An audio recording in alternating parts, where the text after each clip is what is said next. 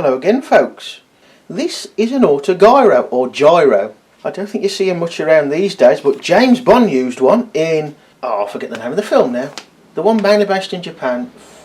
You Only Live Twice, there we go. And what is an Autogyro or gyro, depending how you want to pronounce it? Well, it's a miniature helicopter in a fashion. Not completely. I don't recall seeing one at the local airfield forever, so it's a bit, I don't want to be unkind, but it's a bit old hat these days, I suppose. Unless they aren't, and if they aren't, let me know, folks, if you know about these things. Basically, single seat generally. The engine at the back provides the power. You start the blades spinning by hand, by just spinning, and then once you get going, as long as these are spinning to start with, the travel in the forward direction keeps these spinning quite fast enough to give you lift. Of course, it's quite a light aircraft. Now this model is not quite true to type, and by turning either the top blades or the rear propeller turns the other, as you can see, which is nice. Was a little bit fiddly to do though, the mechanism, and it could do with a washer add-in because there's a bit too much play in the system, but it does work. Zinc plating on this wasn't bad on many parts, but on some it was pretty awful. This is one of the smaller models from the 2016 aerial rescue set, so you don't use all the parts. Overall, I didn't really have any bother with this build. As you can tell by the spanner, which is there just for this size, you can tell it's not that big. So getting in here was awkward. Now the instructions show that the bevel gears here, the forward and lower one, should be behind. Very awkward to get in, and to be honest, I think some of this should have been put in earlier in the build without too much of this on. But the only difference is that where it is now at the front there, the rotation of the blades is the other way, depending of course which way you turn it in the first place, and ideally there's a bit too much play so it can jump. What it really needs, and there's plenty left in the set after the build, is a washer putting behind the bevel gear there to push it more against the upper one. You do have a little bit of detail. You've got a seat in there, which is one of the earliest parts of the build, and make sure you put the bottom bolt in there.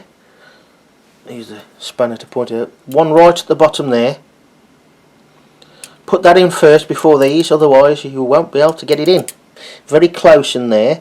The other bit of detail we've got is this sort of dashboard area here. This is one of the ones you have to download the instructions for. It's not included in the instructions book. You can see the front wheel here, the pivot for it. The instructions just show it with the bolt, the nut, and a I think there's a washer, yes, washer, and nothing on this end. Well, if this was a narrow angled bracket of the same length, i.e. 1 inch by half inch by 1 inch, then that probably wouldn't be a problem. It may not run very well because this tire would be rubbing against the angle bracket, but it wouldn't have any chance of falling off. Now the design does not show a nut there, so I put a nut in, and the nut that's already there, adjusted it so it pivots here, yet clamps the wheel so it can actually stay on. It's not very neat, as you can see, it's a bit chunky.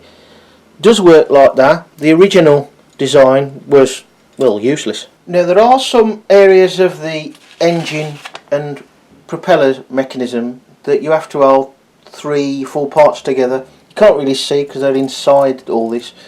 That's awkward to hold the 3 or 4 parts together and tighten the bolt, and it's only one bolt, hence why it moves.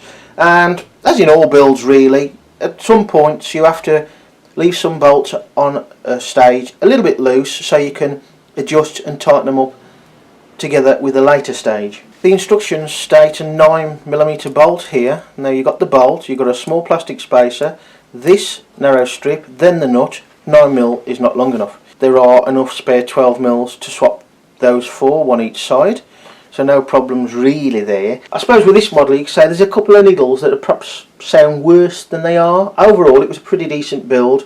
The 2016 aerial rescue set Autogyro, or Autogyro if you prefer. Not a bad build on the whole. As I say, a little bit fiddly in places, couple of little issues, but can all be sorted with parts in the set. and without too much thought. Overall, a decent build. Build time just under 2 hours, 1 hour 55. And as we've had quite a bit of new stuff, or fairly recent stuff of late, I think for the next one we'll go a little bit more classic.